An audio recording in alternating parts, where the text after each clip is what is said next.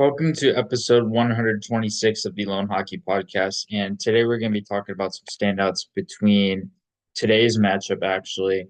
And it was Montreal. They were playing in Buffalo, and Montreal ended up taking the win 7-5. And obviously, slow start for both teams this season thus far. Buffalo is looking to take the next step. Same with Montreal.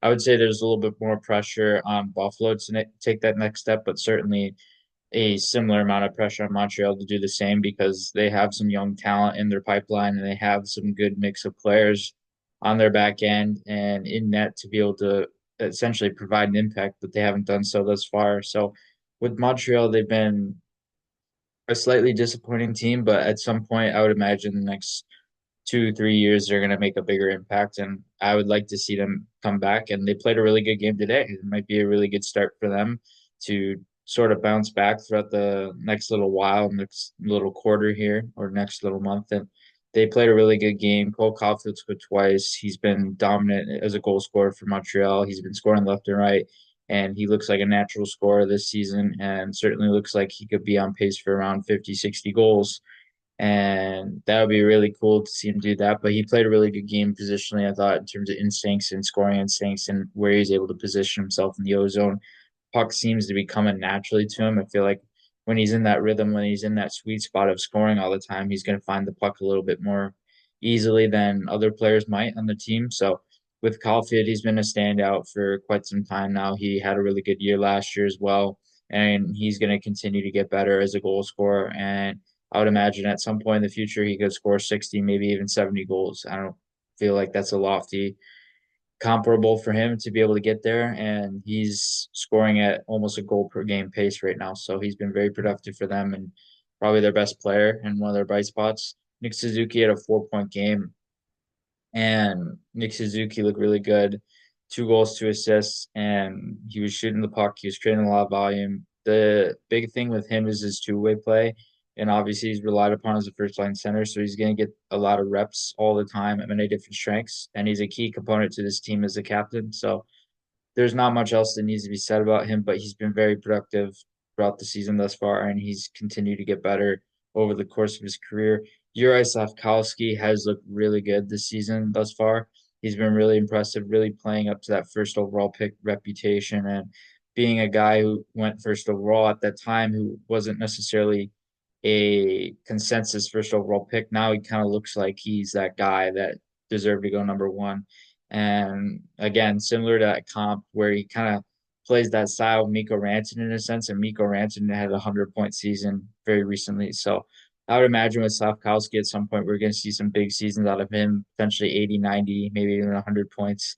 And just that style of power winger that he has, it's a modern day style power winger where he brings a skill game, but he brings a hard nosed game and he brings a small area game. So three components that are very key to his success as a power winger. And he plays the game very, I would say, modern-esque in some ways in terms of checking ability, how he's able to use his skill in small areas, how he's able to possess the puck and maintain possession. And he does a lot of really good possession driving scenarios, and he really looks like a play driver. And the other thing is his 6'4" frame that also helps. 6'3", 6'4". I never remember which, but with him, he always stands out in terms of his ability to drive play with his size, and he's got really good center of gravity, so that also helps him. Josh Anderson looked really good this game as well. A goal and an assist, 2 points, and he stood out in terms of his ability to net drive and how he's able to drive from the outside lane in, how he's able to hold off defenders. He's got good strength in his core and his upper body, so he's able to hold off guys and fend off guys really easily. And then at the same time, he's able to drive the net when he wants to and be able to control sequences in that regard. And he played a really good game. Kirby Dach has looked really good as a possession player this season after coming off an injury last year, very early in the season, in what was supposed to be a breakout season for him.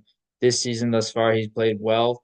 It's going to be interesting to see how he continues to develop throughout this season and if he's able to have a breakout season or not. But at the same time, he has looked good this season as a possession player, how he's able to handle the puck, how he's able to drive the middle lane as a center, how he's able to control plays in the neutral zone. I feel like there's a lot of good puck handling sequences we've seen from him that have allowed him to control play that haven't necessarily ended up with him getting points and producing points. But at the same time, him being able to produce in terms of possession and be able to be more consistent in that realm as well. And then Lane Hudson has been getting better and better and better every game.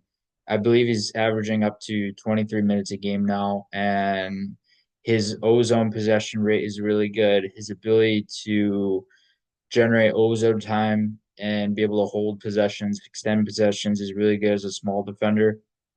He's on pace for around 50 points this season and very similar to Adam Fox's first career season. And he's played really well this far. I was honestly not expecting him to play the way he has this far. I was expecting him to make an impact, but potentially get some time in the Val.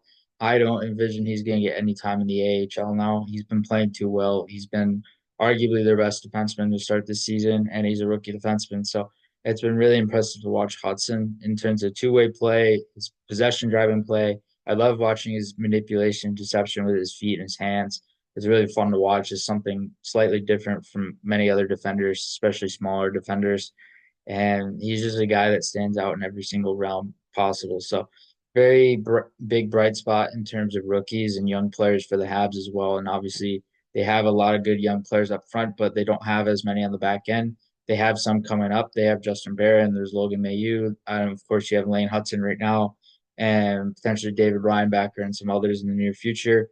And then add to that mix, you add some forwards, some younger forwards to that drop in the coming seasons, like Ivan Demidov, who could be the next coming of Michkov, and so on and so forth. And you could have a really good core there in Montreal as well.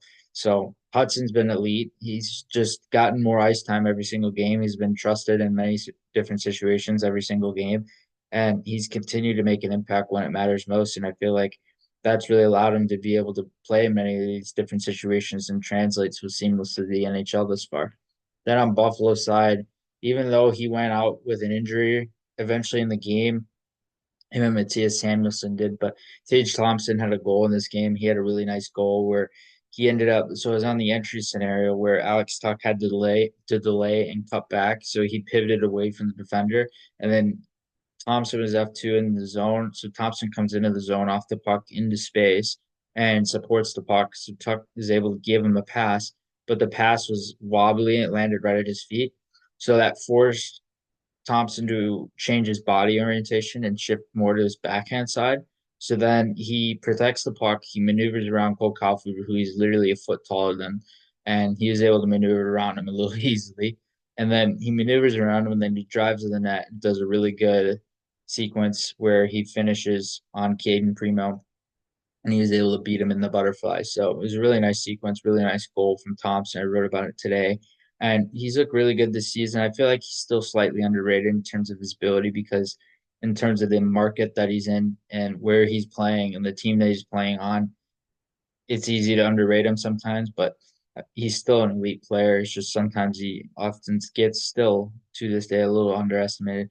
JJ Peterka looked really good in this game. He had a goal for Buffalo as well. And I've really liked his game this season. He's played really well, really tremendous hockey, and he's been a very big bright spot for Buffalo as well. And he's taken a major step forward in his development. And he looks like a top line winger. He's playing like a top line winger. I don't know how else to say it because he's been playing so well as a two-way player, as a dual threat player, in terms of checking ability. Like there's so many layers to this game where I remember when he was drafted, his biggest asset was skill when he was drafted, of course, but he had the checking ability and two-way play as foundational elements in his game. And that's why I noticed more because he wasn't necessarily a productive player playing in Germany when he was playing in the professional league at the time. But as he's evolved, his offensive game has taken a major, major leap forward. So it's allowed him to really transform the rest of his game. And he's been, I would say, a dynamic player, arguably an elite player for Buffalo at this point now, in terms of how well he's played and getting that top line ice time all the time. Another underrated player in this league for sure. Dylan Cousins had one of the better games. He's been off to a slow start this season, but he had a multi-point game, a goal and an assist, and he looked really good, played really like Dylan Cousins naturally did and naturally does all the time. Speed, finishing ability, the ability to make plays, like all of it was going for him this game, and that was a really good sign for Buffalo. Same with Rasmus Dahlin. goal and an assist, 2 points, and he played really well. It looks like the natural Rasmus Dahlin. That was a point per game defenseman a couple years prior, and it's going to be interesting to see. I would like to see him hit around 90 points at some point. I would say it's more a product of the team and the scoring up front with Dahlin, because if there's more high octane scoring up front, I would imagine he would be able to get to 90 or 100 points at some point in the near future as a defenseman individually. So, and then Owen Powers looked really good this season. He's taken a step forward in his development. He's played, I would say, mostly top pairing. There's been occasions where he's played second pairing, but a lot of top pairing ice time for him. And that's really good because you arguably have two number one defensemen in Owen Power and Rasmus Dahlin. I would say Dahlin fits more that mold than Power does right now, but Power's right on the brink. He's a really good, even you could argue number two, but right up there as a number one defenseman on many teams in the league. So he's a guy that's played really well. He's looked really good offensively. He's moving really well. And of course, he uses his size really well as well. And so with Power, he's a guy that looks like a natural, and he looks like he's going to be well adapted to the league for many years to come. And he looks like he's in the makings for a potentially 15 plus year career in the NHL with the way he plays, the consistency in his game, the rhythm, the structure. There's a lot of elements in his game that make him so sound and fluid all the time. And then Alex Tuck, we talked about him before, but Alex Tuck looked like Alex Tuck, similar to Dylan Cousins' speed, finishing ability, playmaking ability, checking ability, all those different components are foundational elements to his game. Ever since coming over from Vegas, where they play a very up-tempo system. In Buffalo, they play somewhat similarly in terms of style, in terms of checking and how they like to add pace to their forecheck. So Tuck, obviously, ever since coming over, he's played really well, and has been very consistent for them. Bowen Byram, I've really liked his game this year thus far, and it's more a matter of if he's able to stay healthy. When he's healthy, he plays great. That's as simple as that.